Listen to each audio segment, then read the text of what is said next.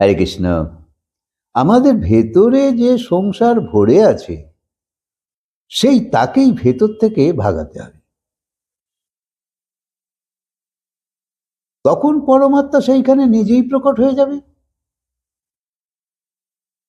যত শাস্ত্র অধ্যয়ন করবে অত লাভই হয়, না হলে তোমায় অভিমান তো তোমাকে কুড়ে কুড়ে খাচ্ছে। কারণ নাশবান থেকে সুখ চাওয়া ছাড়তে থাকলে তবেই অন্তঃকরণ শুদ্ধ হতে থাকবে। অনুভব যাদের হয়েছে, অনুভবী পুরুষ, যেমন গুরুদেব, সেসব পুরুষের থেকে শুনলে সহজ অবস্থা তাড়াতাড়ি প্রাপ্ত হয়। শাস্ত্র চিন্তনে দেরি লাগে, কেননা ওখানে কেবল আমার বুদ্ধি কাজ করবে। যে সাধন আমাদের নির্বিবাদ এবং সহজ লাগে তার সঙ্গে জুড়ে যাও। সহজ কথা এটাই যে পরমাত্মা আছে এবং সে আমারই। ভগবান ভাবগ্রাহী, সে আমাদের ভাবকে জানে। যেমন বালক মা মা করে ডাকলে সব মা দৌড়ে আসে না, সেই নির্দিষ্ট মাই দৌড়ে আসে।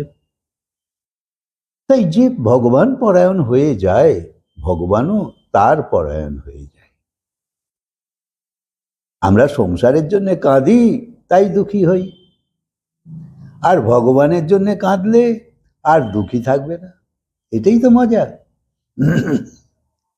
অর্জুন বলল যুদ্ধ করলে পাপ লাগবে, কিন্তু ভগবান বলছে যুদ্ধ না করলে পাপ লাগবে।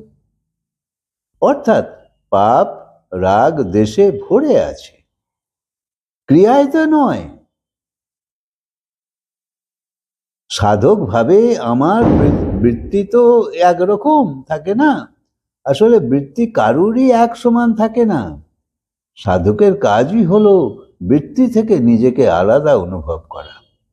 শুধু নিজের স্বরূপের দিকে খেয়াল রাখো, সাবধানী থাকো যে আমি একজন সাধক। ভোগের সুখ পাওয়ার জন্য ভোগ ভুগতেই হয়, কিন্তু উদ্দেশ্য ত্যাগেরই তো হওয়া উচিত। তোমার সিদ্ধান্তে প্রেম থাকুক। সৎসঙ্গ করতে না পারলে সাধকের মনে বেদনা জাগে যে আজকে একটা বড় কাজ হয়নি। অপরে বিঘ্ন করলেও রেগে যেও না, কারণ সংসার এইরকমই। সাধকের সাধন বিরুদ্ধ কাজ করা তো উচিত নয়। তাই কর্মযোগী সেবার মাধ্যমে ত্যাগ করে, যা সুগম হয়। হরে কৃষ্ণ।